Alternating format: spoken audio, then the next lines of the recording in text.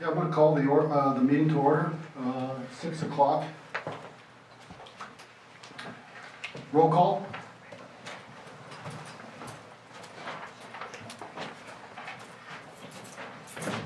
Councilor Garcia. Here. Councilor Lucero. Here. Councilor Rodarte. Here. Councilor Padilla. Here.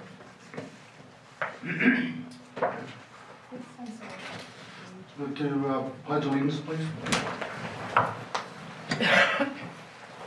I pledge allegiance to the flag of the United States of America and to the republic for which it stands, one nation, under God, indivisible, with liberty and justice for all. I forgot to ask for a prayer. Would anybody like to mark for a prayer? Yes, sir. Heavenly Father, I'm asking God for your hand of protection on all of our health, God. I pray for our economy. We need a miracle in our community, God, in our county. I pray, God, that you would touch each and every one of our leaders in the city. And I'm asking God for guidance over this meeting. In Jesus' name I ask. Amen. Amen.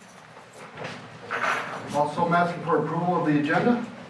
So we need to table item number 4 because Chief Hayes was not prepared right now to do a report. He'll be doing it at another meeting.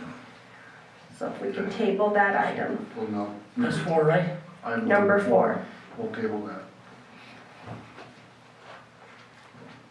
Do we need to make a motion on that? Yes. I make a motion that we table item 4, Grants Fire and Rescue Annual Report 2019. I'll second.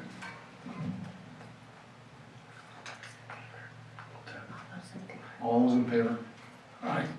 Councilor Garcia? No. Aye. Councilor Rodarte? Aye. Councilor Padilla? Yes.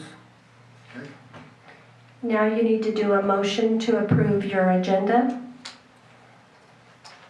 I make a motion to we approve the agenda as presented. I'll second it. All in favor say aye. Councilor Rodarte? Aye. Councilor Padilla? Yes. Councilor Garcia? Yes. Okay.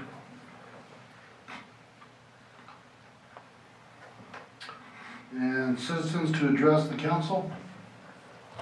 No comments tonight. No comments tonight? Okay.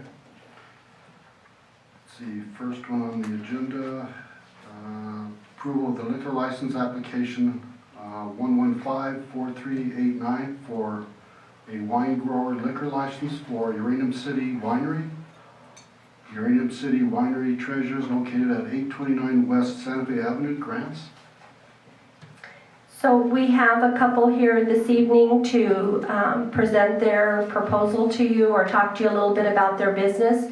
Would the Smiths like to come forward to the microphone?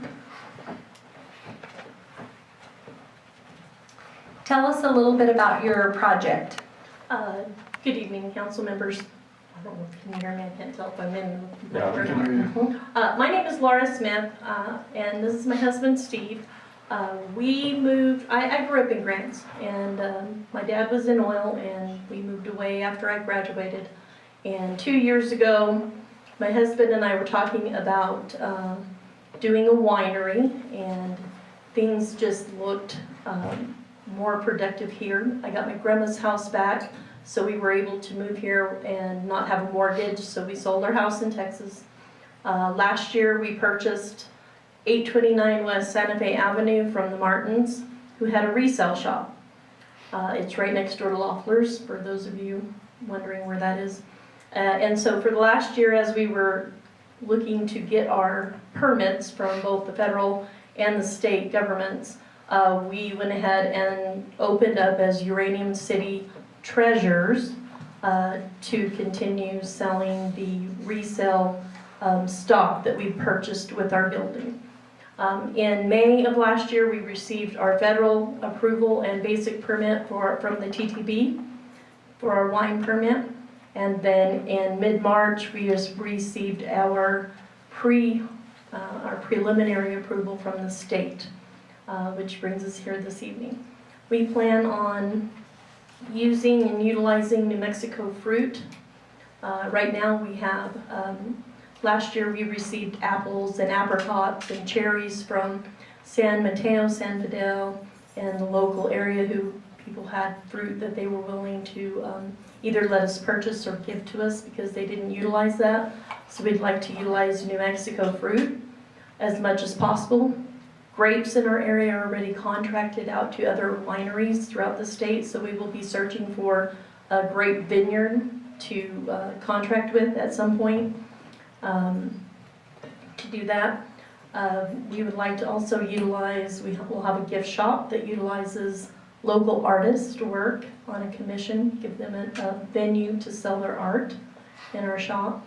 I would like to also utilize local musicians to come and play, have a venue to come and play, and give the adults in Grants, New Mexico a place to just come and have an atmosphere of relaxation, a wine tasting room to see what we've done.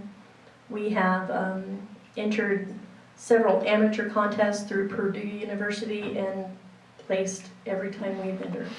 So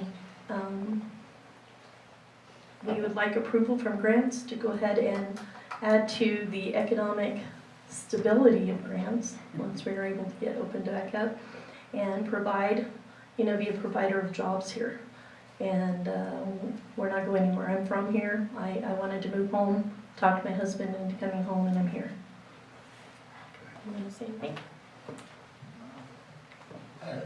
Another question, excuse me. Yes, sir. You plan to make your wine right there in that building? Yes, sir. Is it big enough? Yes, sir. We have a bonded area in the back that is where the manufacturing process goes. We can make up to, I think, what did I say, 250 gallons a year is what we propose. And then you got like a showroom up front? Yes. The tasting room is up front. Who from the city went out there, went out there, Mark, anybody? No, I Oh, don't so see- are you going to, you're gonna be selling it there, correctly? Yes, sir. Correct? Are you gonna be serving it like, sort of like a restaurant style, or just, you said wine tasting? It'll be a wine tasting room, just like any other winery. At some point, not right away, but at some point, I would like to go ahead and move towards an appetizer food service. And we're never, that building will never be able to be a restaurant. But I'd like to move towards maybe a small appetizer route for food, but in the beginning, it'll just be a wine tasting room, gift shop, and wine production, manufacturing place. So, Excuse me, has the state already approved it?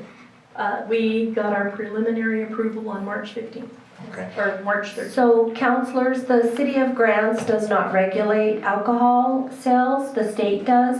So they have received their approval through the state. What happens is it comes before a city so that residents can also place an objection if they see a problem with where alcohol is going to be sold. I know at one point we had some individuals coming in and objecting when Allsup's got a liquor license. So there's regulations that it has to be so far from a church or a school, a daycare. So it looks like they've met all the state requirements, and I don't see anybody here this evening in our audience that are here to object. This was posted in the newspaper so that the public could come forward and let us know if there's a problem with this happening in our community. So you'll be selling wholesale to other restaurants or whatnot around the state, or No. how's this working? No, it will be a retail environment just here we will not be selling wholesale to restaurants. It'll be a wine tasting room, trying to get some traffic off I-40, some tourist traffic for Route 66 into our community to spend money. It will also be available for any adult aged 21 and up that wants to come and have a nice atmosphere to just kind of hang out, chill out, have a glass of wine if you want a glass of wine. Kind of like our breweries in town, but a winery instead. What kind of wine are you gonna be having? I'm just curious. We Is it have white, apple, red? apple, Apple. apricot, cherry, Oh, it's mostly white. prickly pear. Then we'll have a Merlot and a Cabernet. Oh.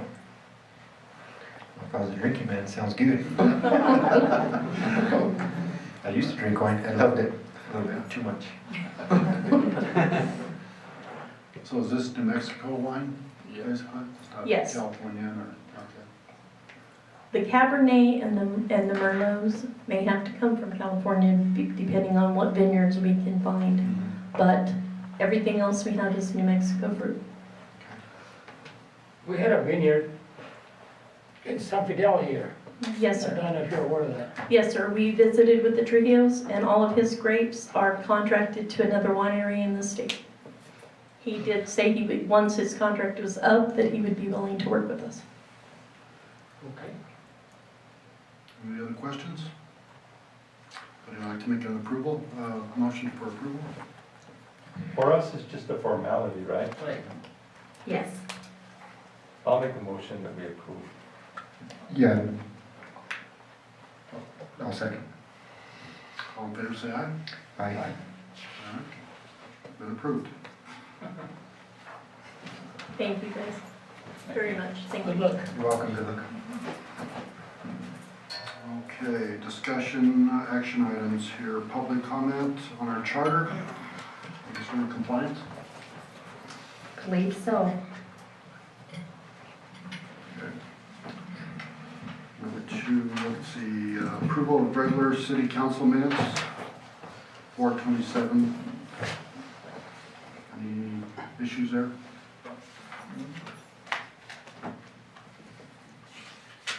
Move to approve the minutes for the city council minutes. I'll make a motion that we approve the city council minutes for April 27th, 2020. I second. All in favor, say aye. Councilor Garcia? Yes. Councilor Padilla? Yes. Councilor Rodarte? Yes.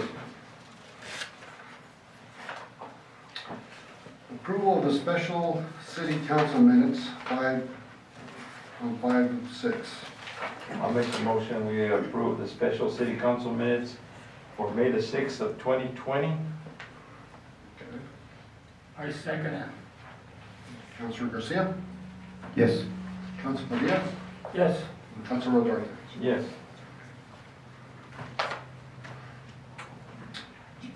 Okay, we go to number 5, Memorial Day event and funding for Main Street Chamber Economic Development. So the mayor asked to have number 5 placed on the agenda. Typically, the American Legion requests a Memorial Day event in our Fire and Ice Park. The mayor would like to see this happen even though we are still under social distancing directives. So he wanted it placed on the agenda, and then I believe he sent a message today asking that we waive any permitting for the American Legion group to have this memorial event.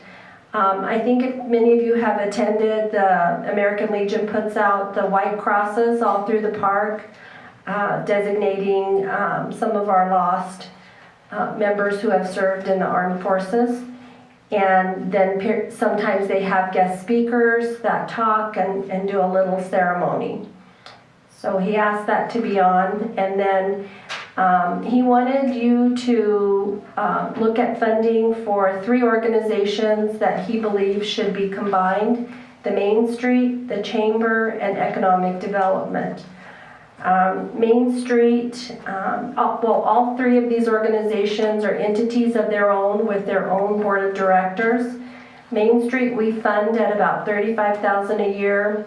The Economic Development we fund at about $44,000 a year. The Chamber gets about $130,000 through lodger's tax. So the lodger's tax board will be meeting later this week to do recommendations regarding what they will be giving out to the various nonprofits. The Chamber doesn't typically get an allocation out of our general funds. So he wanted you to think about those things. In your budget this evening, I budgeted Economic Development and Main Street at a 30% decrease. because that is what we're decreasing our departments. And so I thought that was only fair to any organizations that we fund to lower their amount by 30%. So that is in your current budget tonight. As far as combining the three, I've been making a recommendation for a couple of years to combine Main Street and the Chamber. That is not really up to us, though. They have their own board of directors. We do provide a lot, if not all of their funding, but we have no control over who they hire, if they want to combine. That is really up to those organizations. Have you met with them lately on this combination? I've met with a couple of board members periodically over the last 6 months because they've struggled. Main Street doesn't have a director right now, and so they've struggled. Part of the issue is that neither organization generate enough revenue to pay a very good salary, and so they have a hard time obtaining a director or keeping them. And then they also don't have enough revenue to pay for benefits or the resources to do that. And so many people are looking for a position with benefits. So those are some of the concerns. Why don't we back up a moment and let's talk about the Memorial Day event and what you might like to allow in that realm. Are we going to allow groups such as the American Legion to host an event in our park? This would be at the end of May, Memorial Day weekend, probably around the 24th. I believe they typically have it on Sunday before Memorial Day. What kind of attendance do they usually have, do you know? Yes, they typically have anywhere around about 100 people coming and going. People come to look at the crosses, and maybe about 100 people come and listen to the ceremony. They've had guest speakers such as the mayor, Harry Garcia, several former military individuals that have served in the armed forces are guest speakers. So I would say about 100 individuals show up down there. Now, what did the mayor mean by waiving the permitting process? I don't believe there's a fee for the permitting, but they typically have to show that they have liability insurance. And I think the last couple of years they've gotten their liability insurance through Main Street. But Main Street doesn't have a director right now, and so I think that's what he's really wanting us to waive is the liability insurance. Would that put us in any kind of awkward position?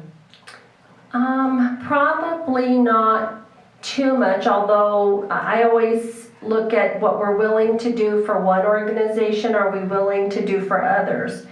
So if we waive liability fees for one, then down the road when another group wants to have an event in our park, typically outside organizers are responsible for carrying their own insurance because our staff aren't responsible for organizing, so we don't have control over whether there's safety precautions in place.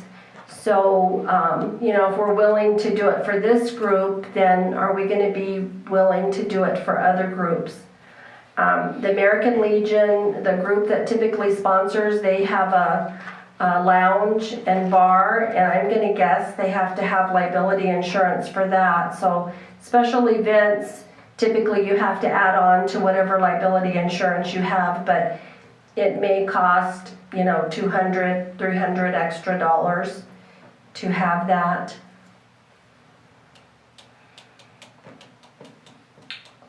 Okay, so on these events that are happening at the end of the month,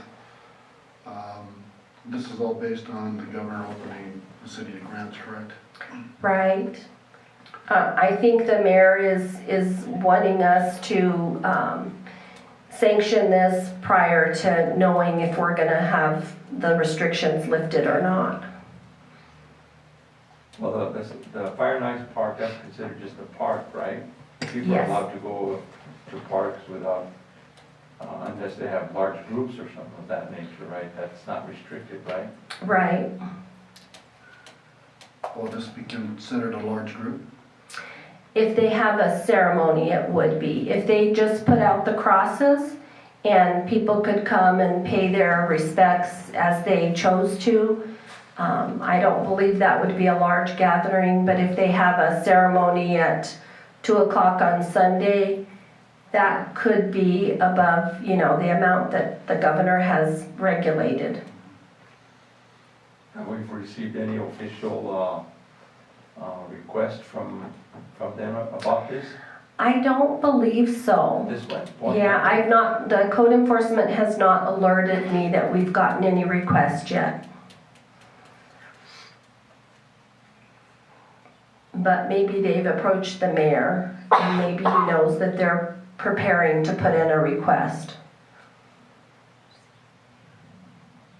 Or does that leave us approving something that we, at this point, don't know if it's gonna happen or not? Right. You know, go ahead. So what if they want to put out the crosses, I mean, they do this for years and years and years to put the crosses out, but as far as social distancing between a large gathering, you said typically they might have something on Sunday? So in years past, permitting of the parks has never been something that comes to city council. That is something that our staff through code enforcement approve. And currently, they have not been approving any gatherings for weddings or, gatherings of birthday parties, anything that might congregate more than 5 people based on the governor's directives. So why has it come to us then? Because if they want to gather, they're saying that we approved the gathering, but I'm not too sure that maybe we wanted to do that, maybe allowing at least to put out the crosses to show respect for our armed men and women who serve us. But as far as gathering, the large gathering, I would say, it's a discussion that if it's good or bad, I don't know. The crosses I approve, that's, I'm willing to go hop out too. Process out the night before, Yeah, 2-3 guys from the VFW and stuff like that, and if we want to allow the public to come and on their own terms to walk in there, but as far as having a gathering on Sunday, I would probably say it's probably not the best time. It's not no disrespect to our men and women who served for us and lost their lives in combat or whatnot, but maybe not the best time. Right.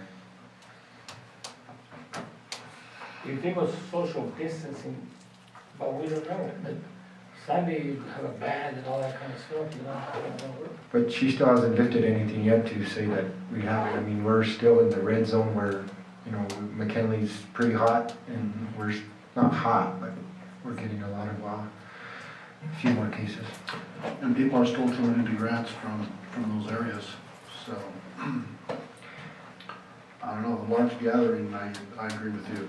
It's something that I don't think we need to approve and push, but, if we can approve, the crosses and people coming in on Saturday, I think that'd be, in our best interest to do that.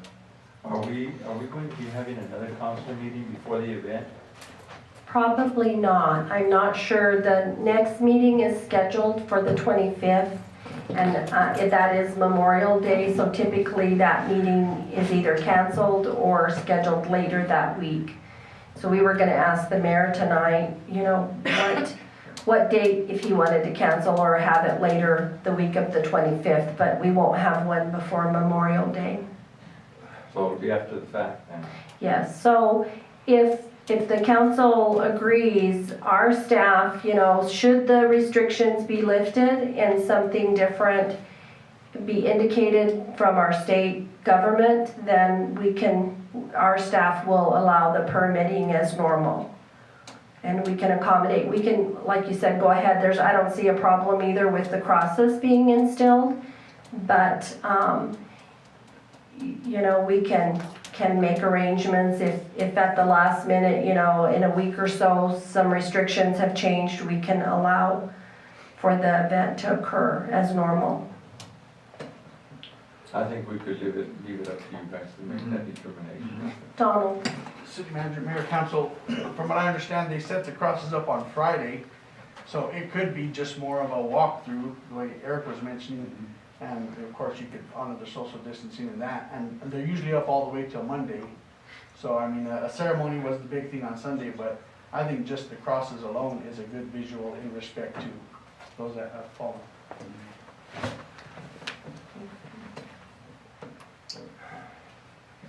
Okay, are you guys all right with that? Yeah, I'm okay with that, and then leave it up Okay. to you all to, you know, once the restrictions have been lifted, to make those changes. Okay. And then what's your feelings on the mayor, you know, wanting to combine Chamber, Main Street, and economic development? I got a question concerning that. What kind of communication do we have then? Because you said we're the ones that pretty much fund it all, right? So do we get any kind of reporting from them concerning their budgetary process? You said they have their own boards, but are they accountable to the city in any way? They are, typically they come before the city and report. The chamber comes before the lodgers board, and they have to report on their events and their activities. The lodgers board is created by an ordinance that they help allocate those taxes that we receive from the hotels. So the lodgers board really oversees that on behalf of the city, and they do reports to them. Main Street has a service contract with the city typically, and so we have a scope of work inside their contract that they're supposed to meet certain criteria in order to be paid for the funding we've allocated. Now, this cut that you have in the budget, okay, you said, what, 30%, is that what you're saying? Yes. At this point, have you had any communications with them? Because it's going to affect them, I'm sure. It's going to limit their scope of activity, right? Yes, I believe all of them are aware that there's going to be cuts coming. We haven't indicated how much, but and with our own staff, we've not seen a shortfall in funding, except we have in lodgers, but our other gross receipts, we've not seen a shortfall yet, but we're guesstimating it might be around 30%. So yes, we've communicated. I believe all of the nonprofits are aware that the city's going to be facing some difficult financial times, and that will impact their budgets as well. Well, I like the idea of combining both Main Street and economic development. I think it would be a more streamlined operation rather than two separate boards. I would entertain that. I think that we should let them know that cuts are coming through and they're going to have to face it. And have one director, One director for both. the city director, or how do you gonna work? That's something that we could discuss, I suppose. Yeah, if we keep the funding to ourselves, then we could decide how that funding's gonna be doled out, or if we'd hire somebody, but in reality, there's separate organizations that, you know, they can decide they're gonna do fundraising or seek funding through other avenues. May I make a comment in regards to Grants Main Street? There is the National Main Street that oversees the state Main Street, and our Main Street is part of that national organization. They have rules and regulations that the Main Street has to follow. And all of the things that Main Street does, it probably could not be done by the chamber. That's just my observation, having been with them for many years. So it probably would mean, in just my unprofessional opinion, it would mean the end of Main Street. And Main Street has developed all of the things that have made our city more amenable. For example, these pavilions out here at the park, that's all Main Street's doing from the very beginning. Many of the things that have happened all along Santa Fe Avenue have been as a result of Main Street. And so we're looking at a quality of life that would be gone, that input into what the future could hold for grants, provided there's funding. And we'd love to see more funding. If we had a sponsor that would take Main Street under its wing and help fund some of these things, but the board and the volunteers do it without any remuneration at all. They just give their time. When there's an event, they're out there 2 and 3 and 4 days, whatever it may take to make the event happen. That is not typical of the chamber. So I think that they don't have the same goals. And that's just my opinion. Thank you for letting me interrupt your The discussion. Main Street hasn't had a director in a long time. So what have they done? Nothing. Well, we've got a board that is still. You got the functioning. board, but you ain't got a director, they're not doing nothing. Well, they've got. a They temporary- got that lady that got hired one day and they quit that night. There had been someone that they put in place temporarily, and then the coronavirus came along, he's an No, that was elderly before person. the coronavirus. We hired that Jones lady and she quit a day later. And before that, we had the other one that quit that same night. We're not getting any productivity from there at all. Well, the problem is that Main Street it's a big job, a Sure very it big is. job. Everything's a big job, but they gotta, if you're gonna get money, buddy, let me tell you, you gotta put up, if you're gonna get paid. And they haven't done nothing, in my opinion. But you enjoy the What's the problem? amenities that Main Street has brought to you. Actually, Barbara, I'm gonna chirp in there. I wrote the grant for those pavilions on behalf of Main Street. And I was still at the family center, so I wrote that grant for them. If I hadn't written it, they wouldn't have written it themselves. But there had been a study that UNM came out and did all the construction on it. That's still what Main Street has been doing for the community. Thank you for letting me interject. So to talk more on Main Street, some of the funding that's available, so there's obviously it's through grants, correct? Yes.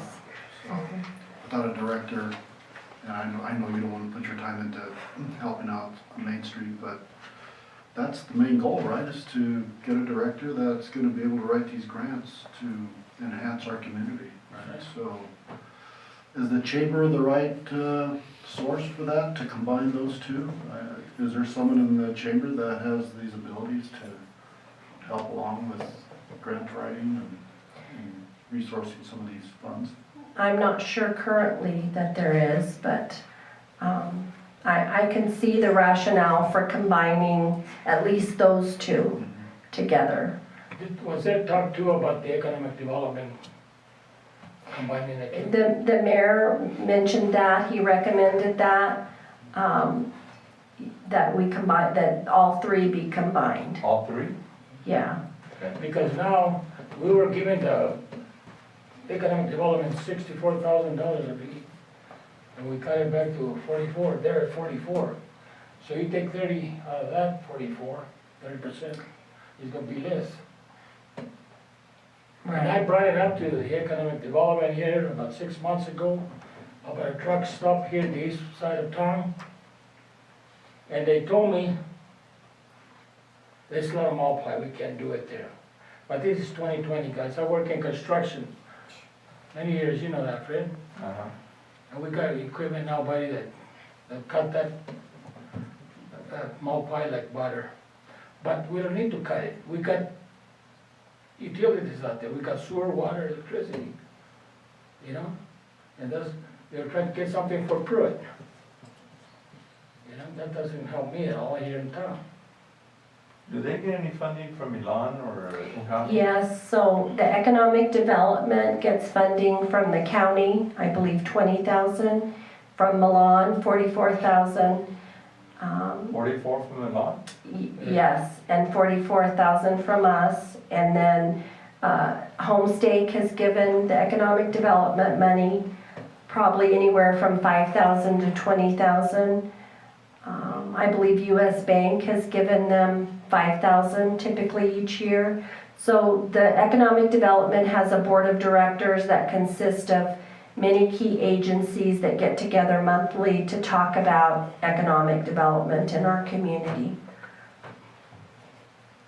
So we can't take, I mean, we could use the money and hire our own person and do economic growth or development in our community. We cannot take over the actual Economic Development Foundation. It's a nonprofit organization, and they have a board of directors that oversee. We can choose not to fund them, and we would no longer be a member of that foundation. Your friend, Robert Castillo, is the chairman. From the co-op? Yes. Mhm. Now, can we hold them accountable for anything because of the funding that we provide for them? Yes, we can. What kind of accountability do they Well, have? we have contracts with all of them on what we expect them to do on our behalf.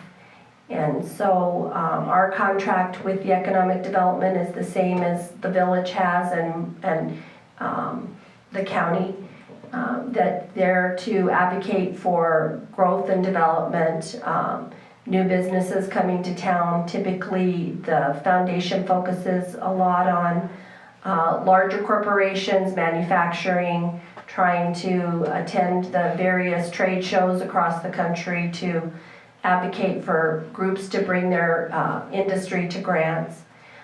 They have one staff member, Eileen Yarbrough, is the director, and she works on behalf of the economic board.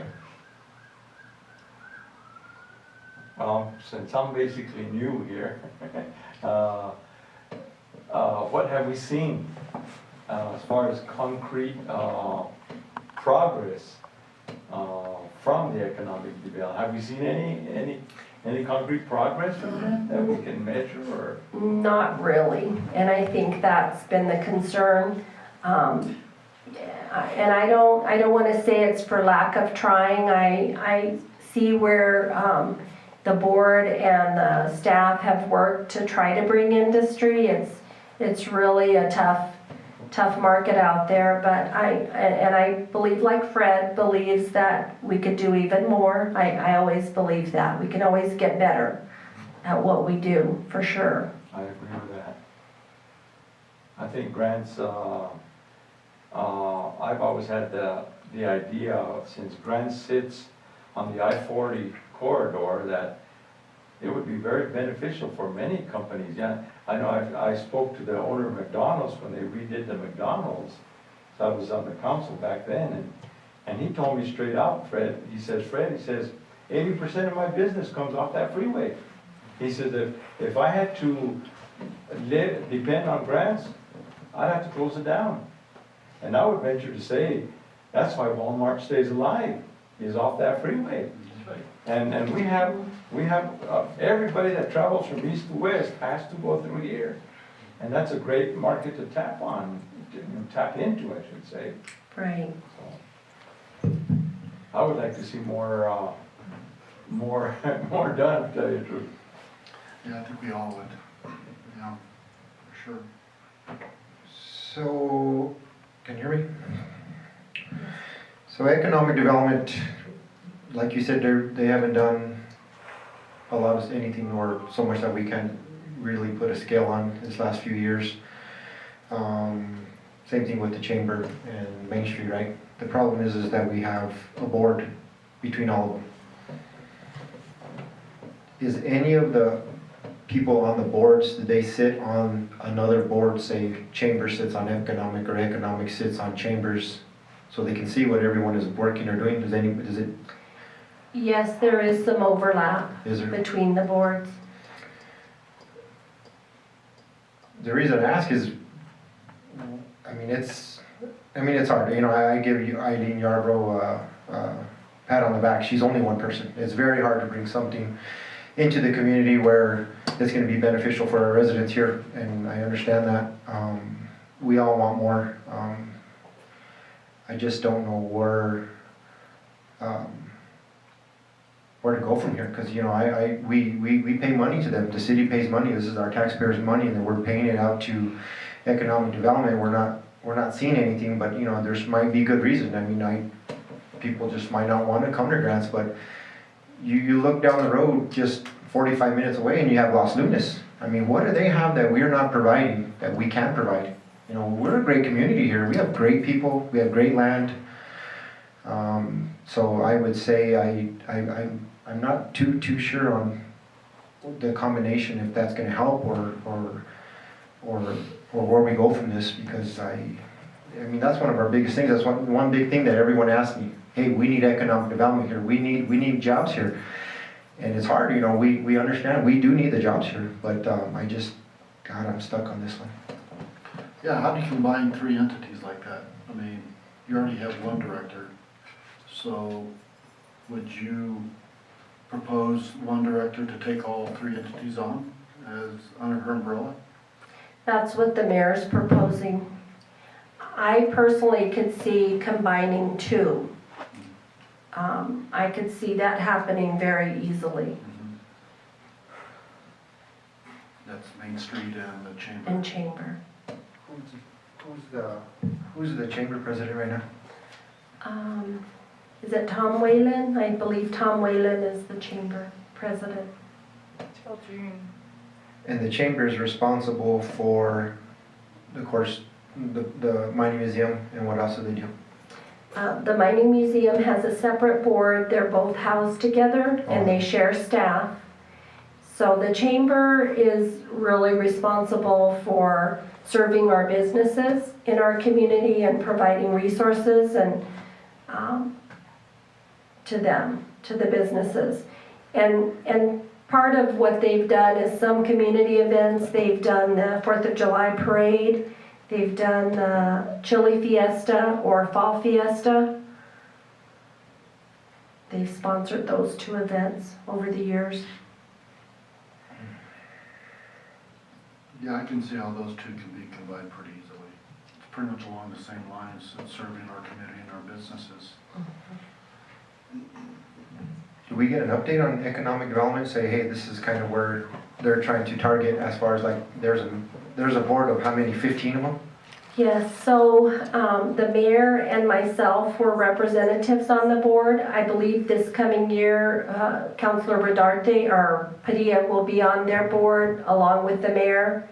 So they will be the ones to sit on the board. I do know Ms. Yarbrough requested to do an update for the council a couple of months ago, and I believe the mayor did not allow her to make a presentation. But her contract says that she will do at least an annual report to the board, to the council. And she did make that request, but was denied. Okay.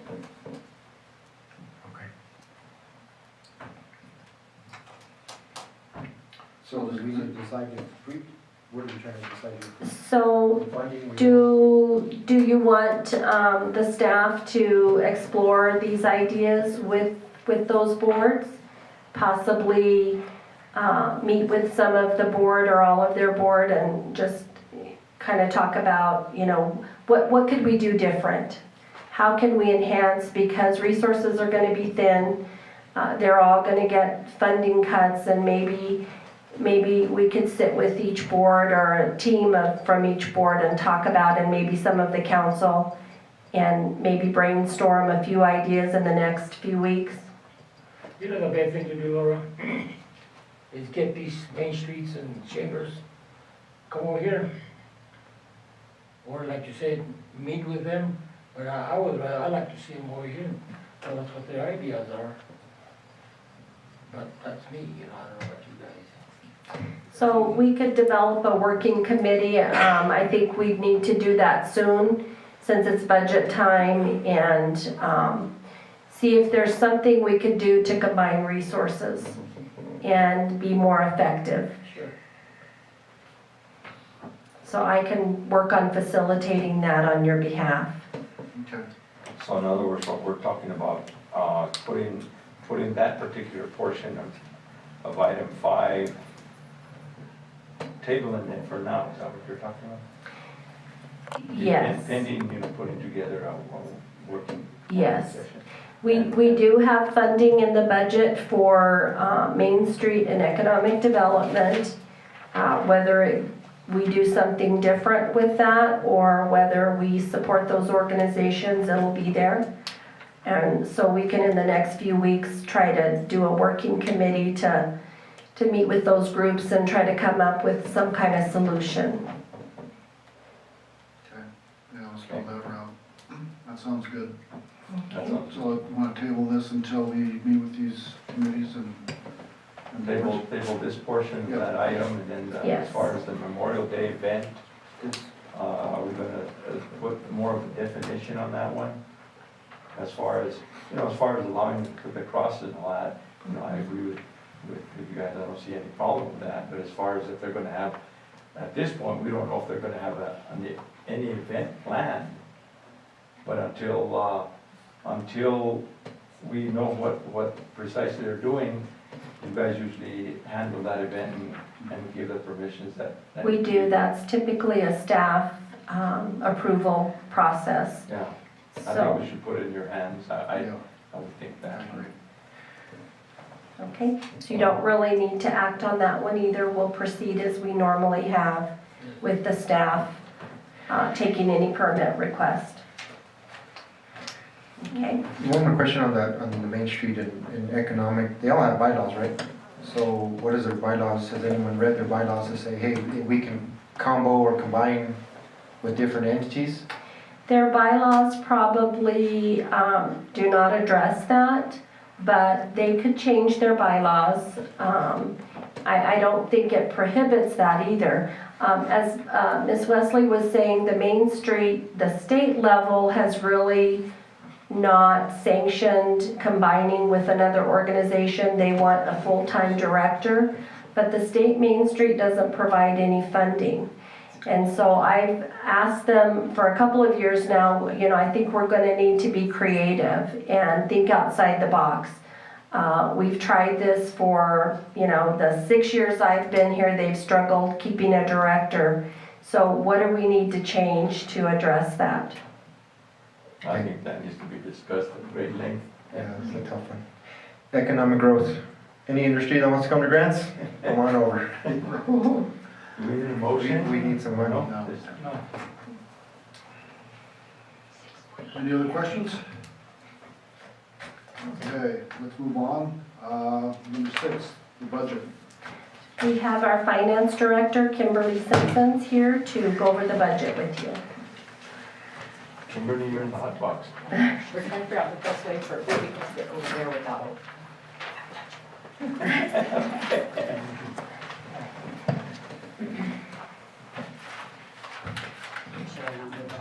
You can move it.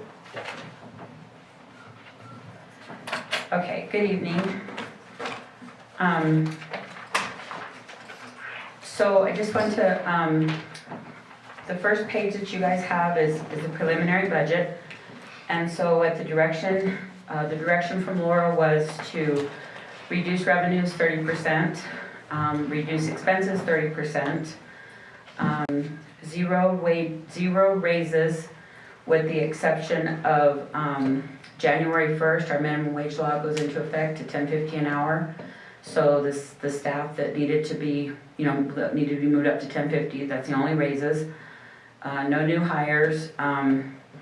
Any positions that are either being vacated for termination, possibly retiring.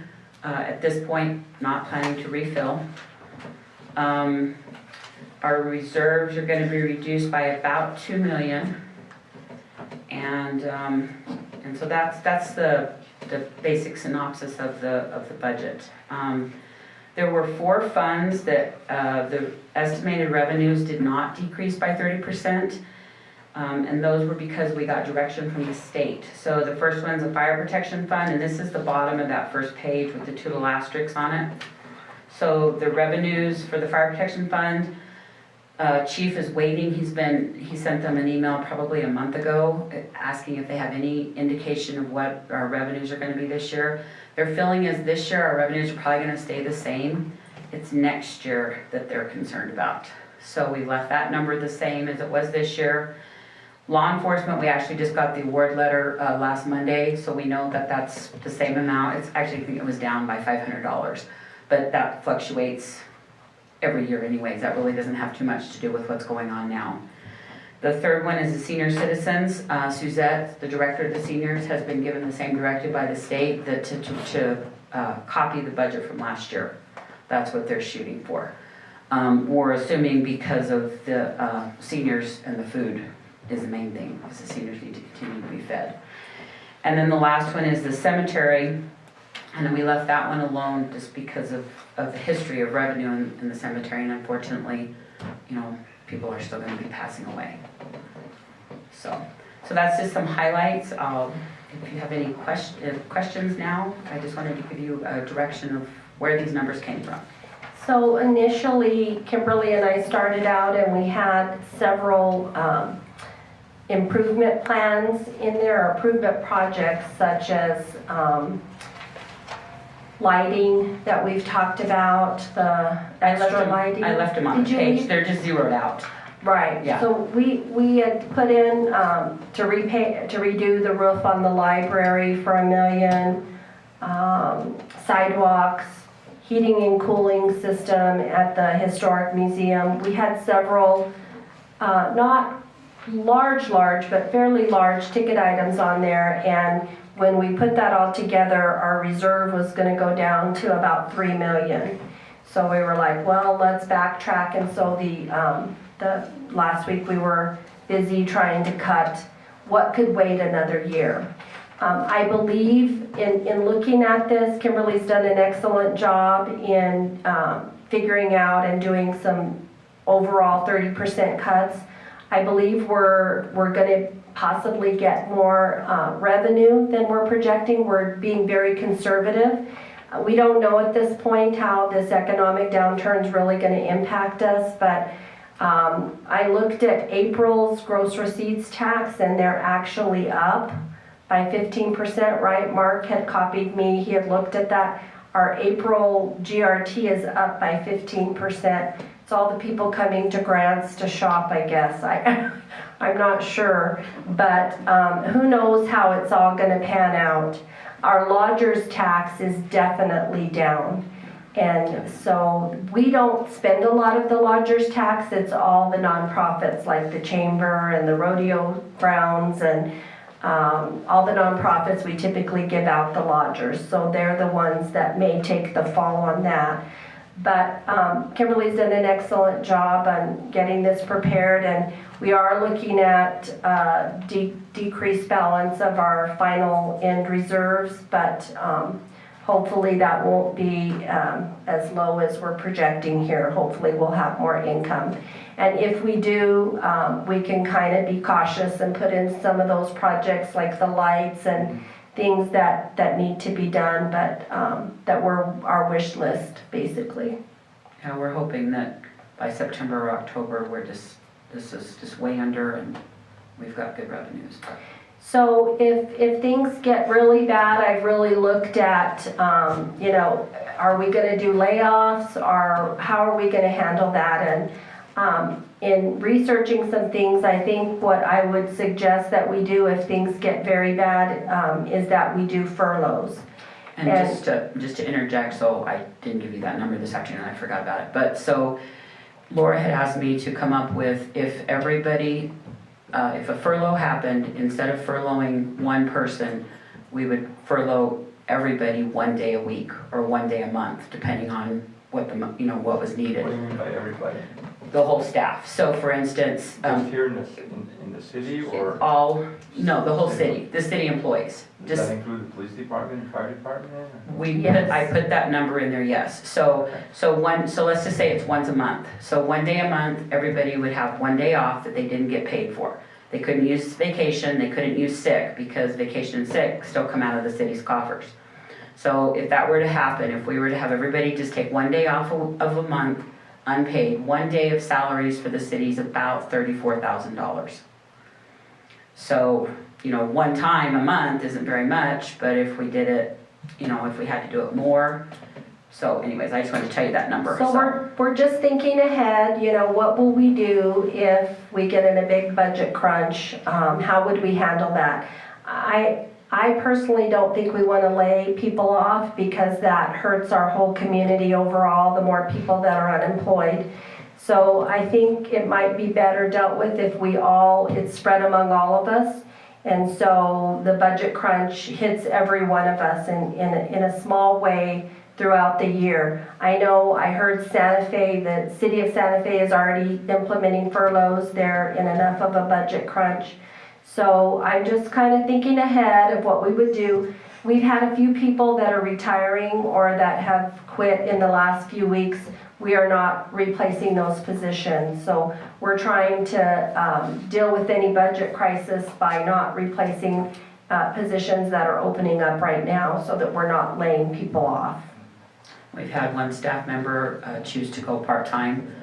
She's been part-time through COVID because she has young children that she's had to stay home and take care of. So she's been part-time anyways, and it's actually in the finance department. And we're functioning without her with her here half-time. And so we've offered her to do that, and she's agreed to do that. So Commend her for that. yes. So. Laura, you don't know when this might happen? No, we're not seeing any downfall in our GRT yet. So once we start seeing how the GRT is going to pan out in the next few months, we might get an idea if we're going to have a shortfall. So the GRT for the two new guys, so all the sales that happen in the month of April that we get our GRT from, we won't actually get that disbursement until the middle of June. And so we feel like that's probably going to be the first real month that we're going to know the impact. But the flip side is that even until people start getting back to work, is it frenzied buying, right, that's been going on the last 6 weeks? And is that going to slow down? And as people stay unemployed, are they going to continue to spend money? All that is just so many ifs, ands, and buts. What's going to happen? Wasn't there a tax increase implemented recently? I thought I had heard something about that. Co-bond? The geo-bond.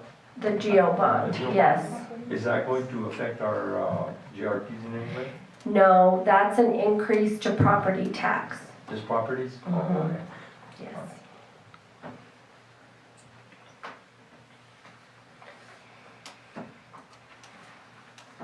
Any other questions? Is there projects right now that you guys might be slowing up on just to prepare, or are we full blast like with everything that we're doing in the city? We have several projects in the works. The big project is First Street, where we have about $1 million match. We're a little bit nervous that the state may cut the First Street funding. We're hearing rumors that the money we got allocated for the rodeo grounds is probably going to be cut, the capital outlay. We got another $100,000 for a skidster that will probably be cut. First Street has a possible chance of being cut. Our other projects in the works, our match is only about little over 200,000. So we're hoping that those won't be cut. We have our well, right? The well, Well, 3. 2nd Street, the pedestrian bridge, And channel. Washington Bridge. There are chances that the state will say they're not going to fund those yet, but we're hoping that we'll be okay. Those projects right there, those are the ones that we have to match a certain percentage so they can keep going.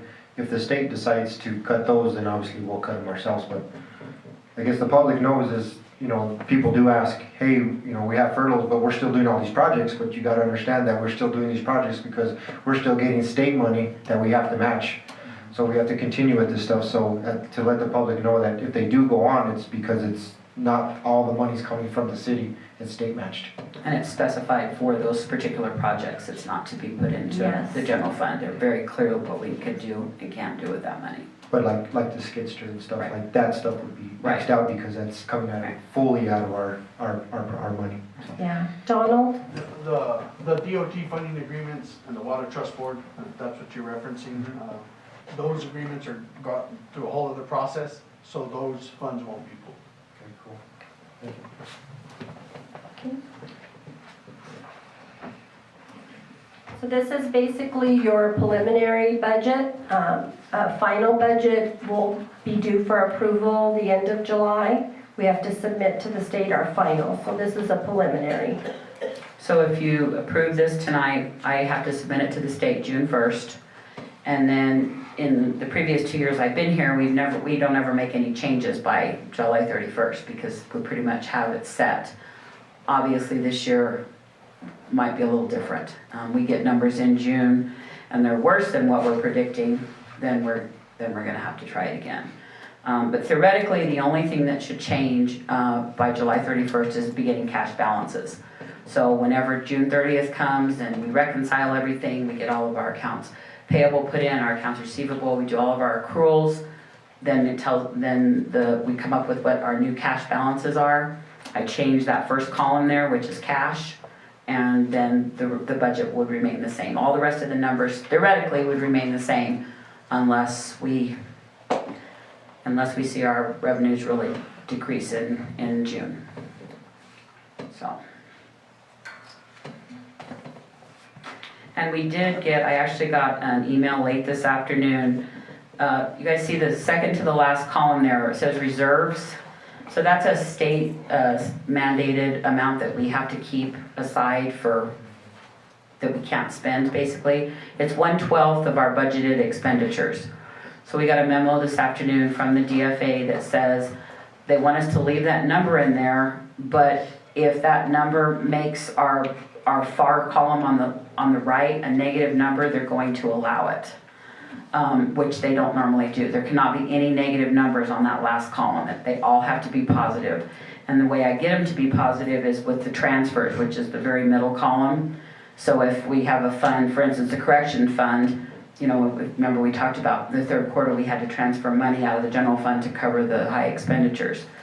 I recommend we steer clear of that as much as possible. But that is an option, another $750,000. So we're still allowed to keep that in here as of right now? Yes. And it's not that we can't keep it, it's just that if that number makes us go into the negative, they're going to allow it, whereas in the past, they wouldn't accept that from us. So.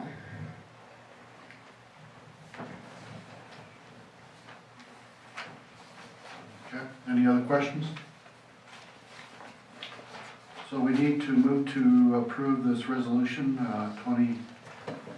2016-77 preliminary budget for fiscal year 2020 to 2021.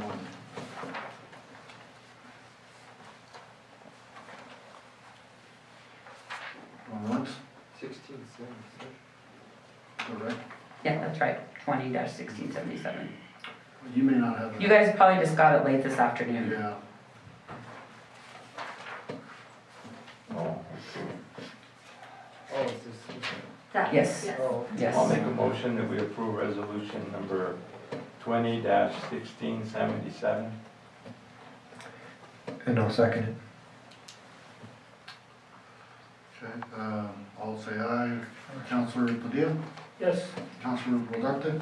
Yes. Councilor Garcia? Yes. Okay, it's been approved. So the next resolution, 20-1675, is, we had another CD mature for $250,000.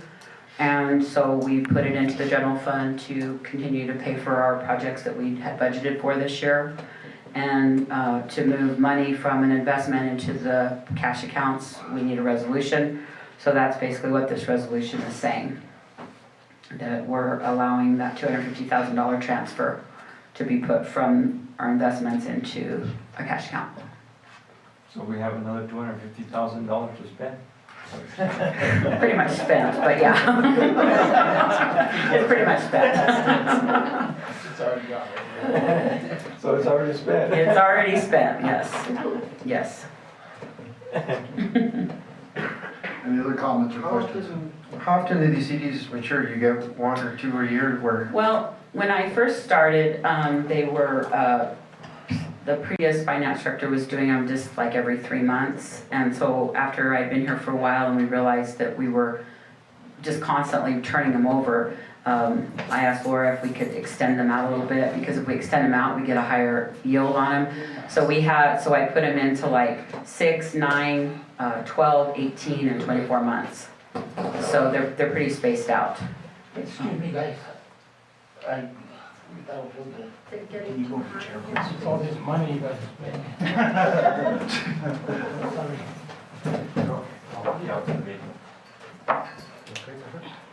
What happened?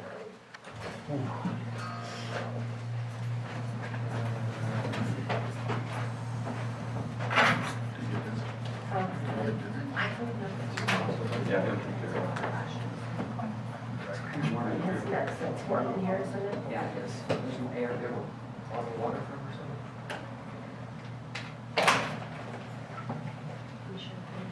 Michelle, do you have a bottle of water for me? I think he's gonna, yeah, I'll get water.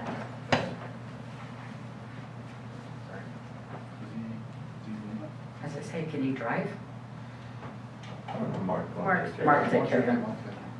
So anyway, so that we have it spaced out like that, and then we have about, we had 1.2 million in CDs, and now it's down, with this transfer, it's down to 750,000. And then we have another, just over 4 million in the LGIP fund, which is the state investment fund. And so they invest the money. They don't pick and choose what to do with it. They do that part. They take our money and they invest it. Whereas the CDs, I just reinvest it with the Wells Fargo, our Wells Fargo broker that we have. No fees on the Wells Fargo stuff at all. It's a very, very tiny fee that we have with LGIP, but they're experts at what they're doing too. So that's about our investment. So that second column on the budget sheet says we have 7.3 million in investments. So that's dropped 750,000 with these last 3 transfers that we've had. I'm probably gonna have to do another transfer in June to finish the projects off that we have budgeted for this year. So. Anything else? Fred?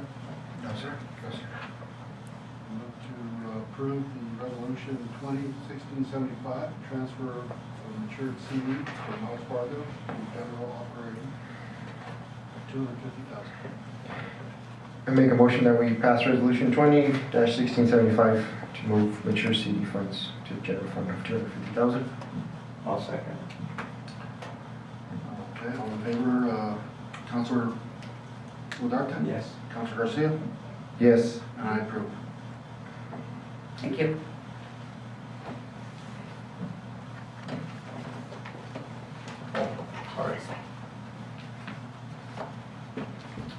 Okay, next is the ordinance 20-1244, CWSRF 029, loan increase of 400K. You're on. Thank you. I was gonna say in February I came before you guys, but you guys weren't here, so. It's a lot better looking now, right? No comment. The plant's almost done. We're in the last phase. Unfortunately, part of the last phase was to get rid of the old lagoons. And there's a lot of sludge in the old lagoons. The budget to remove the sludge was about 400,000. Anyway, the final tally was just a little over $1 million. So in February, I came to you guys, asking you guys what you guys wanted me to do. Do we take out of the general fund? And anyway, it was recommended that we go back to the loan, requesting an additional 400,000. We've gone through that process. It's been published. Takes a couple months to do all that. But anyway, it's approved. So we just need this final ordinance that changes the last ordinance on the loan, referencing the loan to be not 15.5 million, but 15.9 million. and we'll get the sludge bill's already paid. We'll just get reimbursed from the loan. So there's another 400,000 for the budget. That's not there now. That's a loan, right? Correct, yeah. It's, this loan is actually 0% interest. Oh, even better. Yeah. Right. And how much of that has already been removed? It's, all the sludge is gone. It's all done? Right. Right now they're grading, and then they're gonna pave, clean up some areas, and then the new wastewater treatment plants will be complete. Yeah, I've been out there, the reclamation is just about done. I moved a lot of dirt out there. If you can, well, you guys visited Yeah. the site plan, yeah. It's a real nice facility, I've and seen a bunch of them making this big hole out there, that's where they're making. yeah, exactly. Actually, the next project is relative to that. What, just real quick, when I visited them, it's pretty neat, but what, Mark's not here no more, but you know, is, he had shown me a wrench that the sulfur is just eating everything up over there, so what are we doing to get that under control? The hydrochloride, Evoqua, there's a process that Evoqua, that's a company, and anyway, they'll put some stations throughout the system, and you'll never fully get rid of, what is it, hydro... the sulfur, some kind of Yeah, that's what's eating up all the concrete in the middle. Anyway, you'll never fully get rid of it, it just comes with the waste. But it'll take a lot of it, and there's different measures that the staff's taking now, like opening the garage doors and leaving this door open, because that stuff, I mean, you saw it, it just eats it up. So there's a big measure that the council approved 2 months ago, and that system has not been installed. That'll help a big part of it, and then the little measures that the staff's taking will help. So we did budget 100,000 for hydrosulfide mitigation Yeah. to take care of that. When is that gonna happen, do you know? With this whole corona thing, it would have been this month, but I think it's kind of been delayed a little bit, yeah. Just because, I mean, there's already a lot of government red tape, and then you add this, and there's, you know, so much more stuff. But it's in the process, Eric. Just asking for you guys' approval of this ordinance. Okay. Why couldn't we take it out of the general fund rather than increasing the loan? Well, we could have, but because of the loan was 0 interest, the council in February chose to go back to the loan and up the loan, Okay, so. just so I just want to understand. The plant is a $15.5 million plant. No, but the loan is for how many years? 20 years, and the payments don't start till a year after completion.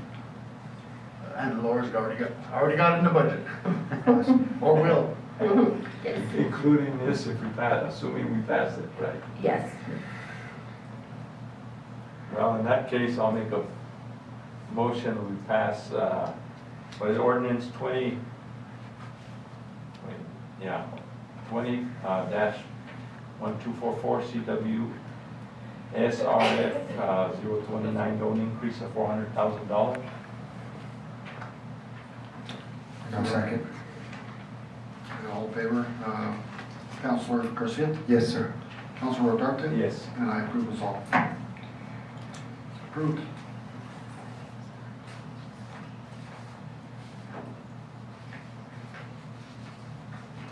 Okay, Don, the next one is the pond lining project, recommended for construction. Yeah, so this is the emergency pond. Say the wastewater treatment plant goes flop and we need to send the wastewater somewhere. We have a pond that's ready to go. It was one of our 18 ponds on the golf course, but now it's gonna be. Where's that emergency in pond. relation to? It's toward the back, toward the plant. It's the last pond closest to the plant. That wasn't the one that just dug out J9 or something? This is Pond J. This is Pond J, this is what they dug in, and you guys want to line it in case you do have an overflow. Correct, exactly. And this is also a clean water state revolving fund. Thankfully, this project, the costs that we've received are actually under the loan amount. So anyway, we received, what was it, 5 bids? I think it was 5. 5 submittals? Yeah, 5 submittals and Smithco is the contractor who completed, or is completing the wastewater treatment plant now. They were the low bidder for $602,171.91. with a bid alternative of $565,841.91. That alternative involves the soil in the pond currently. We don't know if that soil is suffice to put back, so there's an alternative to bring new dirt in. That's what the bid alternative is. Okay.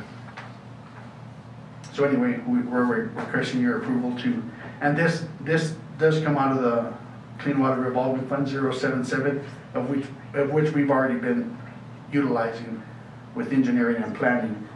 And this, I think the loan is $1,059,000, and with these costs, we're still below about $75,000 of the loan amount.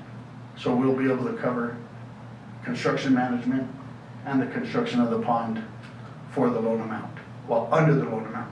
And this loan's at 0% also? This loan actually, I guess it depends when you apply. At the time, the wastewater treatment plant was needed so bad, they gave us 0% in. This one's at 2%.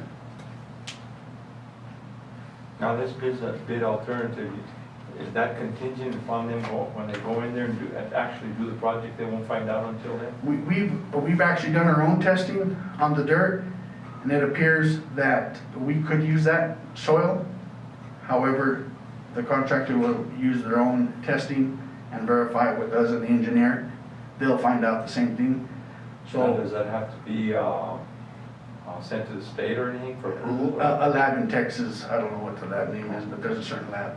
All right. But we've learned that the soil's good. It's amazing because just a year ago, we walked that pond and it was real cracked and black and, you know, that kind of stuff. But you walk it now and it's Southwest beautiful dirt. It looks pretty good. Did you plant chili? I don't know if I go that far. It'd be some good chili. And you plant, Oh, yeah. Maybe alfalfa. but this whole, so between the 600,000 and the 565, if they use their dirt, or our dirt, it'll go down to 565? Correct.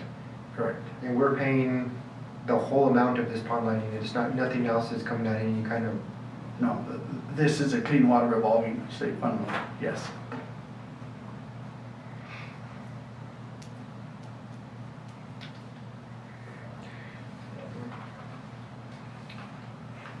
Okay, any approval for this? so, I mean, this, you've gone and got bids, and this has to be done, because it's the overflow in case it Yes. does. We'll have It's a- actually, It's the a state state's law. requiring us to have an alternative Yeah. pond for the project, so Yeah. we have to have it. All right, well, I make a we have to make a motion? Yes. I make a motion that we get this pond lining project, the construction, this is, there's no resolution number? No. Oh, it doesn't matter. It's just, you just gotta, all right, I approve the lining of the project for the construction at the golf course. For $565,841.91, which includes tax. Yep, 565,841.91, which includes tax. Don, do they need to do the higher amount? Yes, just in Oh, case. Yeah, just in case. Approval for 602,171.91, unless the alternative of the 565 goes into place. I'll second it. Okay. Counselor Duarte? Yes. Counselor Garcia? Yes, sir. Okay.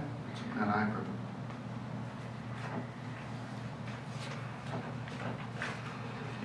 Are you still on, Don, with the Second Street? Yeah, the next three items, Mario from Mosley Company's here to present. In addition, he'll give you an update on several of the projects, the timing, and these funding agreements. I mean, you know, it's not like everyone's doing big projects nowadays, but it's, the city's investment in these projects is like a 25% match, so it just makes sense to move forward. Yeah.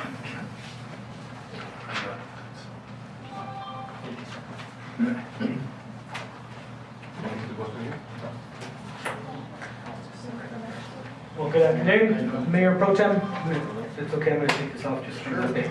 Okay, that's fine. You're safe. Mario, I haven't seen you in a long time. Yes, sir, time flies.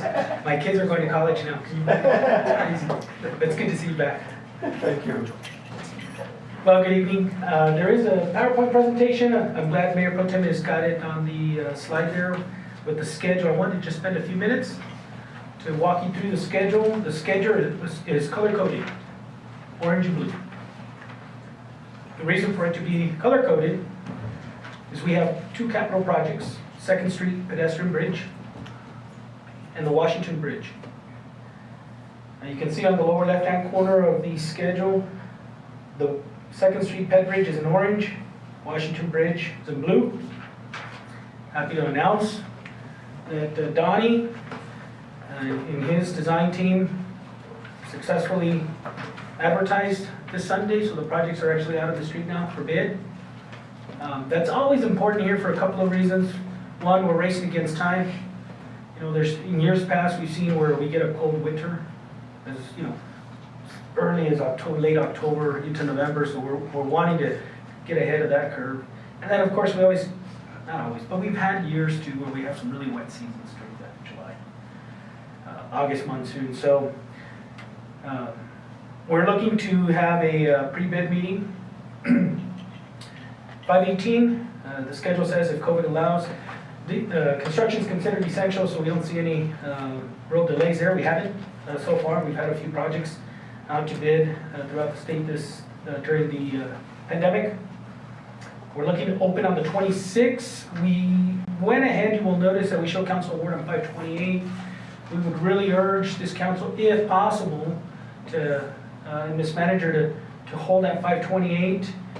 Because when you fast forward into the future, we're starting to hit that November timeline in terms of construction, you know, so we want to make sure we have the best weather available. So that's really what's driving the schedule. Any questions before we go past schedule here? But these are the two main topics before you tonight. So Mario, are we saving money by having the two projects going concurrently where we save on construction management? We could, but it's all a risk, and we'll talk about that here in a minute. So let's kind of go through this, and I want to come back to that. So right now, we just, again, provided one of the renderings on the Ped Bridge. The design does reflect that. We do have a stone veneer on that. This is a prefab bridge, so the schedule will show 4 months for construction on a bridge. A lot of that is really driven by the lead time for the prefab structure. We come in, we stabilize the foundation, build the abutments. Meanwhile, the bridge is being prefab, being shipped in. By the time it arrives here, it's very quick in setting up that bridge, and then we've got to tie into the trails and then put in the railing and all of those things. But in any event, that's really what's driving the schedule there. We went ahead and put the next graphic that shows City of Grants and Will County Cooperative Schools. You know, when Mr. Jaramillo came back to the city to work as special projects coordinator, and we had another one of the staff members that's not here anymore, they were really about collaboration, and so as well as with the manager support, we were able to engage the school district, and that's really what's building the Ped Bridge. You all should just be aware that it's combined cooperative funding between the city and the school district. You're working together through an MOU. We started with the master plan process. That's what you see there. That's why you see the overall layout. We vacated section of, is that Mountain Road, I believe? Mm-hmm. Mountain Road, we vacated it, allowed for the school or the high school to be able to have a contiguous athletic facility to the south. And in doing so, you know, we planned all of the drainage to work both for the city, but also for the school district. So this was a win-win project. So just wanted to share that or remind everyone. So the item. Well, I was going to say, I'm looking at this. Baseball field. Yeah, are they actually going to put baseball fields in? We master planned it with the schools, believe it or not. And this is going into what they call their FMP, their facilities master plan. Yeah. So in the future, their idea is to follow this, right? Wow. This was driven by the school That district. would be awesome. Yeah. I mean, we have a nice field, but that'd be cool to be all one. Yeah, they really fixed up. Okay. Well, Nice. that's pretty cool. All right. So the first item on the agenda, item 10, is the second ped bridge. That is being funded by NMDOT, LGRF cooperative funding. Total funding combined between the city and the school districts is $291,790. The project, as I pointed out, is out to bid. I have a typo there, I say 5 months, it's 4 months. I'm gonna correct that and resend it to you. The ped bridge is 4 months, and the Washington roadway job is 5 months, so I apologize for that. So now, back to the manager's original question. So by doing this, do we have economies of scale? So you have both on construction and construction management. I do want to point out, when we get to the next item, Washington, that is a full-time observer on site as well as field engineering support. The ped bridge, we made it part-time. There's a lot of reasons for making it part-time. One, we're going to have another senior observer here on site full-time anyway, that if we needed to provide more oversight, he could come over and assist with that. The second reason is we have some lead time with the ped bridge coming over, so it doesn't warrant a full-time observer out there, if that makes sense.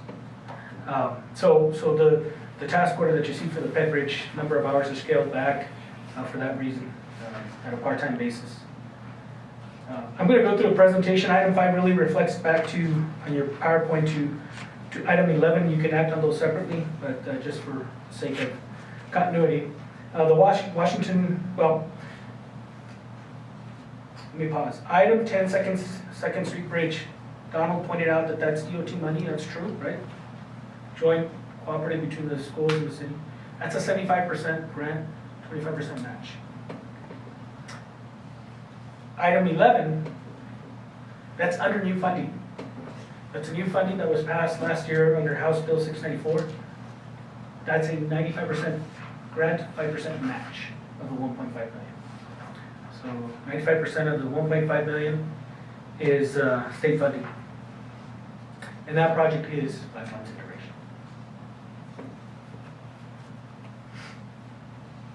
The last item that you'll be looking at as well, and we'll send for questions individually as you consider each item, is item 12, resolution 20-1676, a request for a map extension.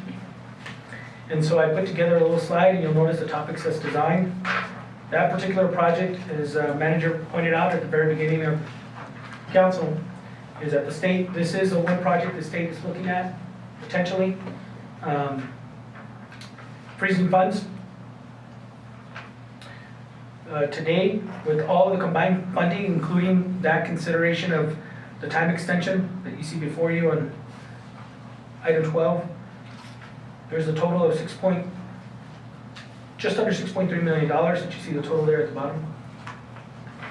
And so, because we've put multiple funding sources together, the map extension that's before you on item 12, that is set to expire. And so we're looking to extend that termination date into June 30th of 2022. Now, all of this has been discussed with the DOT. The DOT is very well aware. I will say to you that the manager and several of the staff members were up in Santa Fe late last year as a result of that. We did get finally a copy of the funding agreement a few weeks ago, about a month ago, an additional $1.8 million to complete the $6.3 million project and put it out to bid.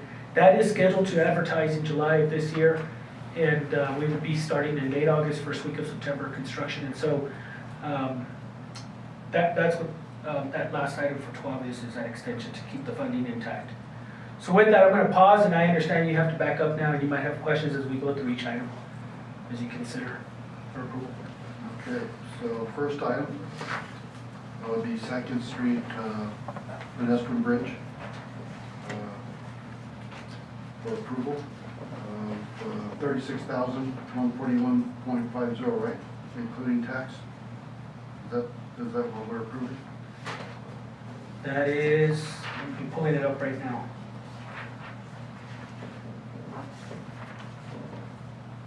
That is without tax. Without tax. Without tax. That's, excluding, okay.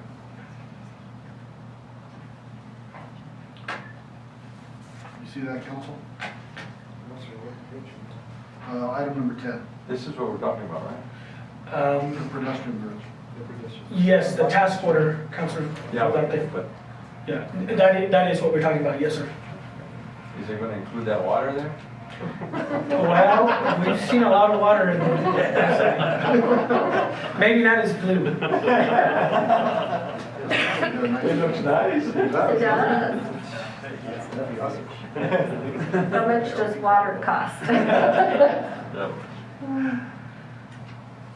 And now this is an architect's rendition of what is the proposed vision, I guess you could call it, of what it's gonna look like. That is correct, Councilor Rolate. There is we're gonna be coming also in May with a next phase of the Second Street channel that you see there lined for getting that package and put out to bid. Just this week, the New Mexico Finance Water Trust Board approved $1.2 million to commence the concrete channel. So we've incrementally been phasing in the projects through there. So I imagine the schools are very happy about this, huh?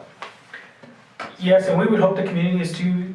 Everything was intentional, including the trail that's on Second Street, not only to be a connection to the school, but to really be an amenity for the community. Looks real nice. And this kind of is gonna kind of match the one that's over there at the cemetery, right? Exactly. Yes, Mhm. yes, yeah, and the design, I mean, I've seen the drawings, it's reflecting that. It's reflecting that. I don't have anything else. Eric, any questions? Make a motion for approval? I'll make a motion that we approve the Second Street pedestrian bridge, letting and bidding, pre-con and construction management in the amount of $36,141.50 excluding a New Mexico gross receipt tax. No, second. All in favor, Councilor Ugarte? Yes. Councilor Garcia? Yes, sir. And I approve it as well. That's approved. Thank you. Thank you. Thank you, sir. Next item for approval would be the Washington Avenue Bridge, lead bidding, pre-con, and CM for the amount of $149,297.34 excluding tax. Any questions? Now, can you pinpoint for me where this is exactly this is at? So if you're familiar with the construction that's going on now in Washington, Jefferson. Up on Jefferson. Yes, sir, where Washington goes along, Washington and Jefferson parallel as you're heading east, and then it will go in front of Future Foundations and intersect.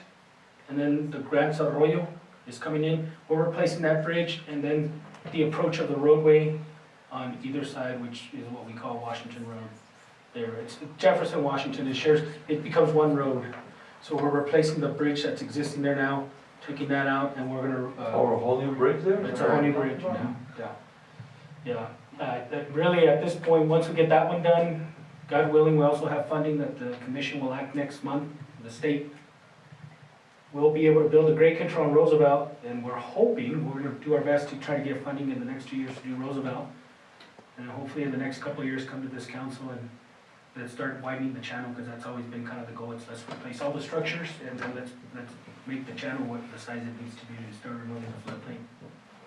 Yeah, it'll be a whole new structure there. So that's in addition to what's already being done there, right? Correct. This is a separate project. It's a separate project. Right. And we do. That bridge is only gonna cost $149,000? No, that's construction management. The project is out to bid right now. Our estimate is 1.2 million right now. 1.25 million, más o menos. So we'll be right under the 1.5 million for everything when we're done. What kind of construction is it? Is it culverts or are you building a whole concrete block? CBC structures, it's a CBC structure with railing. By definition, when we hear the word bridge, is the federal government, Federal Highway Administration, anything longer than 20 foot in span is defined as a bridge. And those structures, they actually go on a federal inventory on the National Bridge Inspection Program, and they assign a structure number to it, a bridge number. And by federal law, those structures are inspected every 2 years, as soon as they're built. That's why they're called bridges, because they're more than 20 foot. Is this similar to the one that was done on Nimitz? Remember that one? Yeah, no, because unfortunately, it was gonna cost us a little more. It's the foundation treatments, when we have a little more funding, we try to go to a nice span bridge and maybe do something, because like Nimitz, if you look at the upstream and downstream deck, the fascia, we have some stamped concrete to kind of create some texture.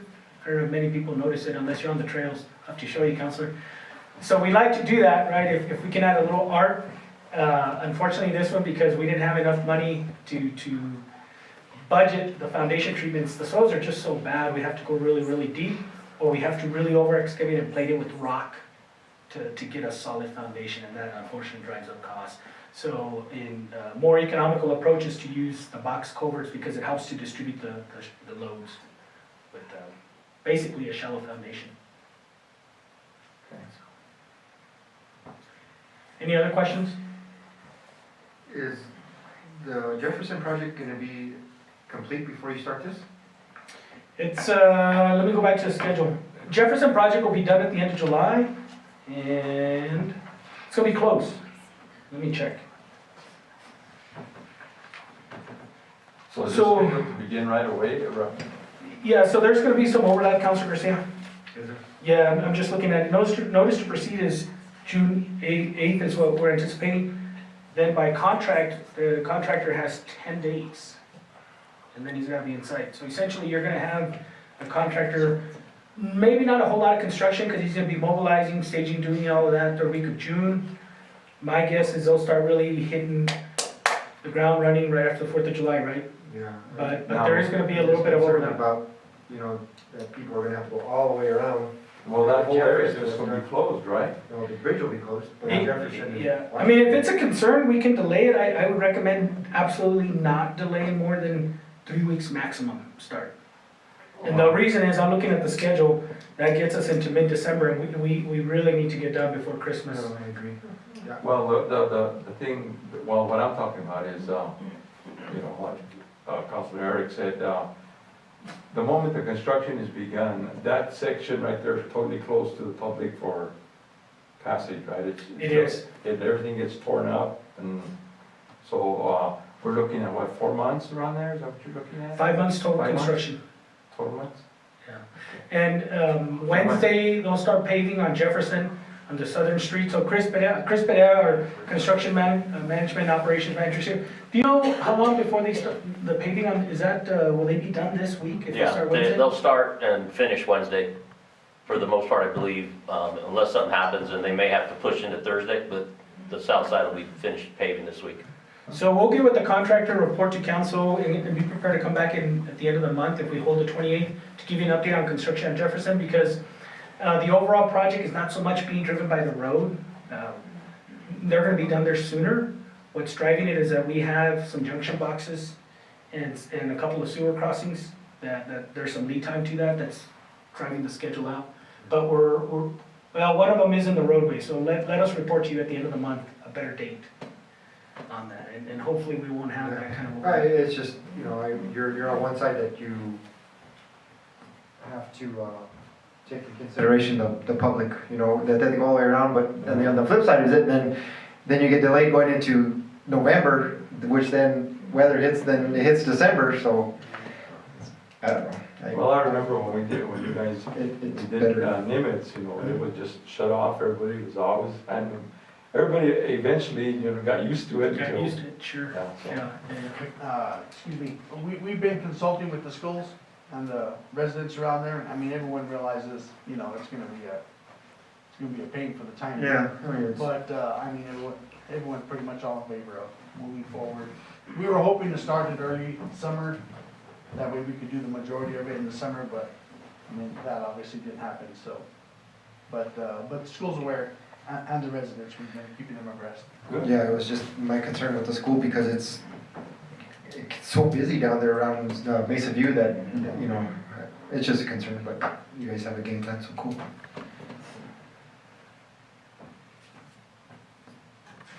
Anything else? No, sir. Okay, make a motion for approval on the Washington Avenue Bridge for $149,297.34 excluding tax. Yeah, I'll make a motion that we accept Washington Avenue Bridge letting bid pre-construction for $149,297.34, excluding New Mexico gross receipts tax. And I'll second it. Councilor Garcia? Yes, sir. And Councilor Ugarte? Yes. I approve. Thank you. Thank you. And item 12 for approval. Resolution 2016-76, New Mexico DLT funding extension request. Any questions on this? Can you brief us on this, Nora?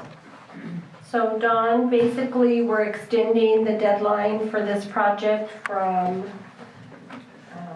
June of this year. June to June of '22, Yeah, just to make sure that we get it all completed before the project expires. correct. This agreement is one of 5 different agreements that we have, 2 being the large capital outlay ones that are at risk.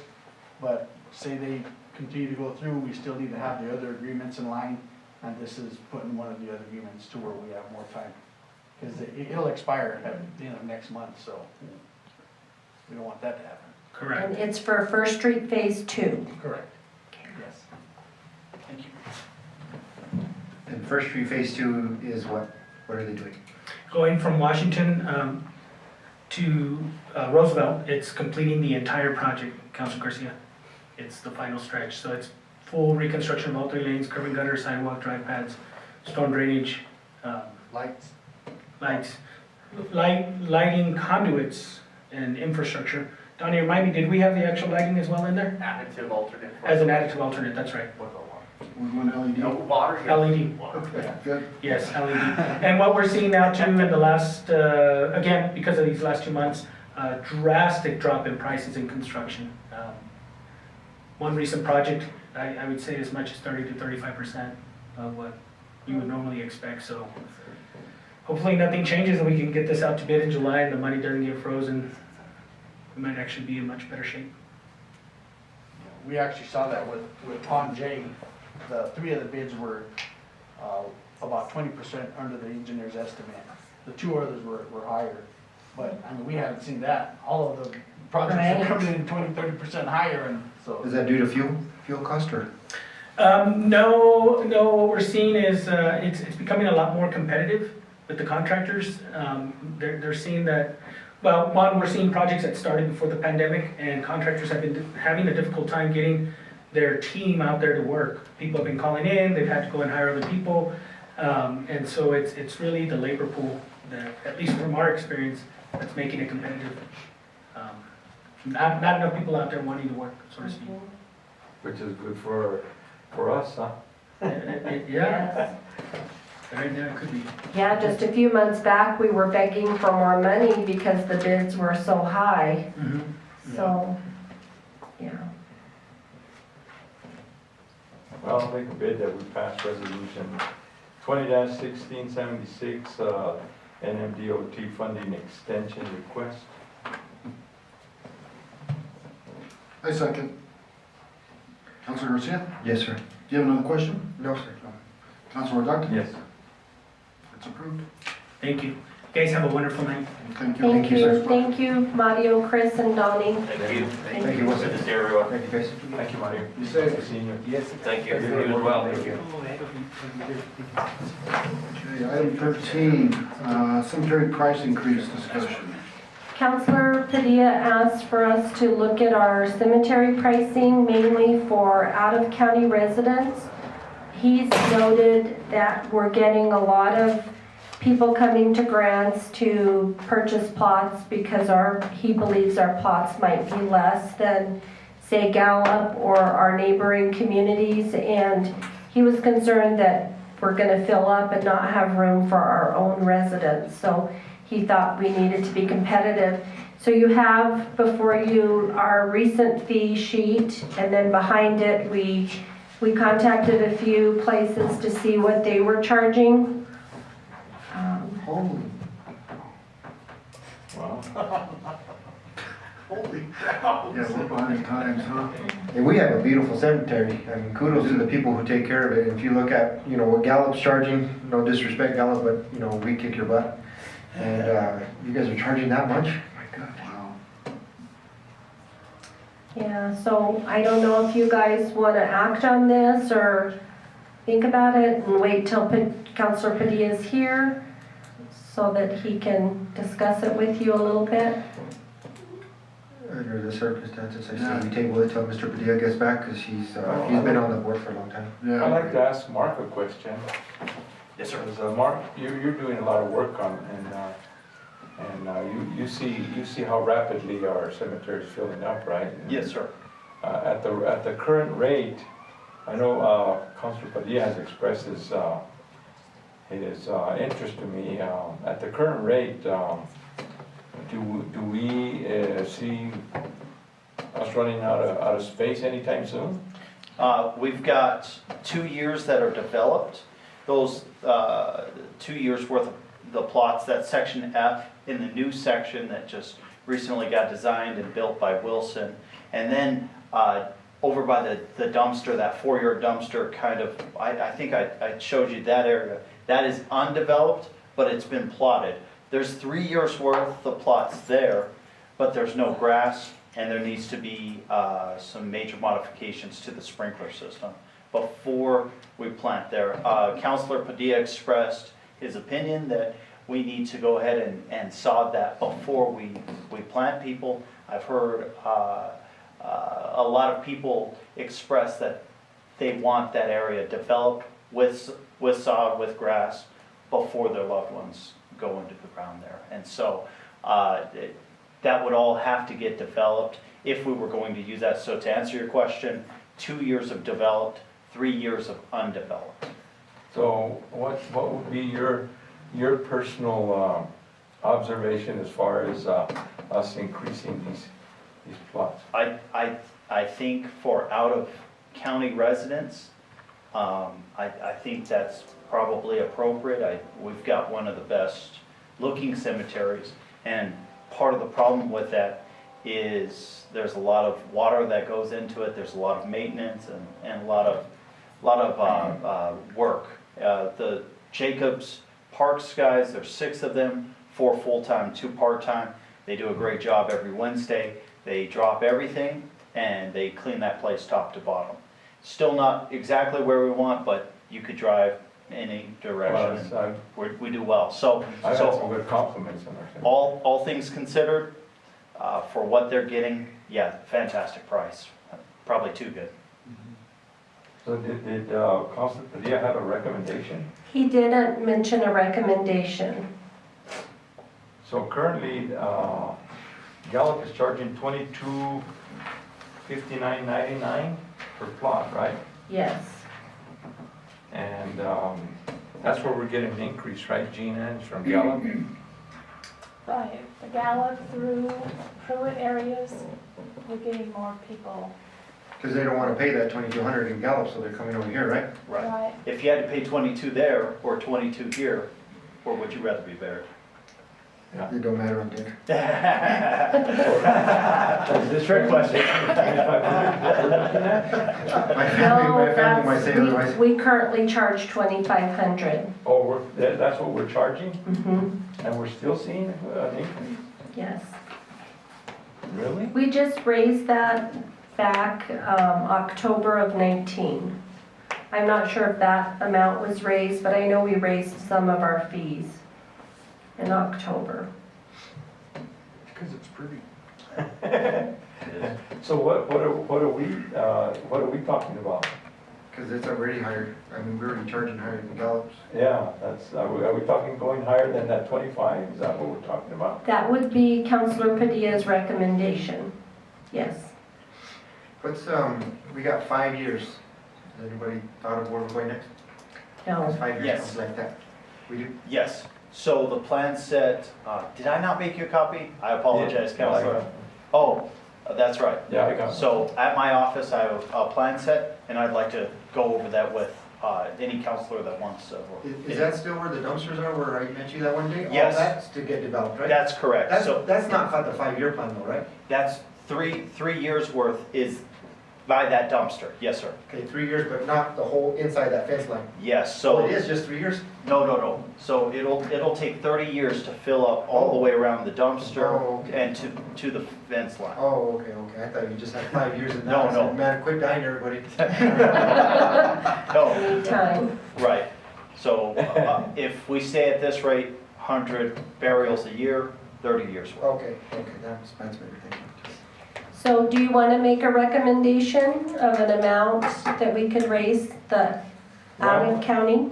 I would think at this point, you know, because Fred Padilla has been on the cemetery board for 30 years, I think. And he knows a lot about that cemetery. I remember I was on the council before he would address it. I think that I would personally like to see what kind of recommendations he makes. Sure. So it's approved to table this for Fred for next meeting? Yes, I agree. Sounds good. Can you make a motion on that? Well, do we, Gina, to table?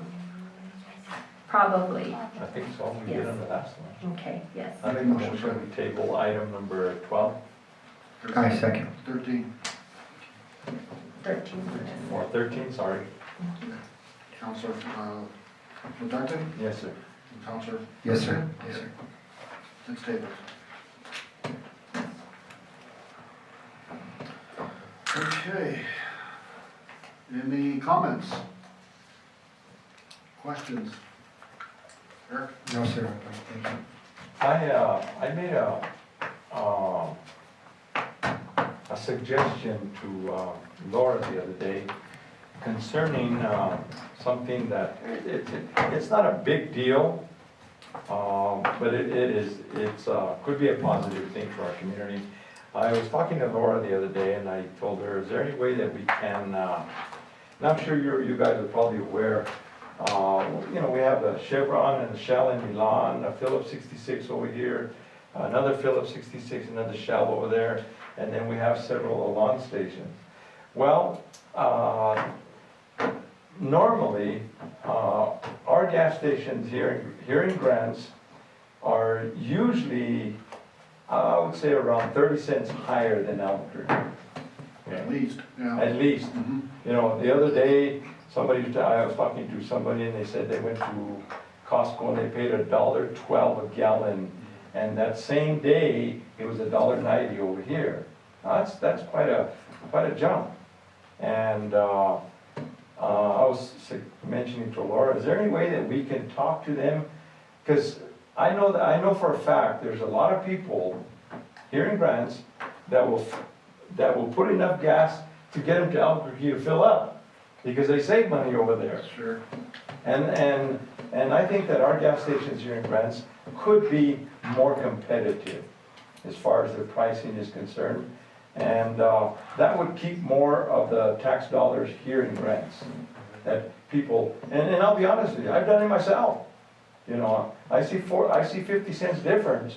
You know, 50 cents a gallon for 15 gallons, you know, adds up a little bit, you know. You can go there and have a good meal at a restaurant. And so, you know, if there's a way that we can contact whoever supplies our gas, whoever is the one that sets the prices here, just ask them, hey, why don't we be a little more competitive? Help us keep more of our tax dollars here in our community. And it might not amount to a great deal of money, but it's a little bit. Yeah, it does make you wonder why there's a big discrepancy on pricing. And it's all the time. Mhm. Yeah. Yeah. That was, you know, that's, I think that's something very doable that our administrative staff can work on, finding out who the contacts are and then making those recommendations and encouragement. Because probably the individuals who set the prices are not local. They're, you know, higher up in the big corporation, and they may not realize how we could increase our consumption here by lowering those prices. mhm. I would be more apt myself personally, if the gas is lower here, I'll fill up here rather than go to Albuquerque. Right, Yeah, I mean, it's something that you could work on that because you start advertising that with people on the highway, they'll start stopping here. And hopefully they buy something Yeah. else. Exactly. So it doesn't hurt to ask, I guess. right. That's the only comment I have. Eric, you got anything? No, sir, I do. Thank you. Laura? I do not. All right, I make a motion to adjourn this meeting. Everybody say aye. I second. All right, Thank you. have a nice evening.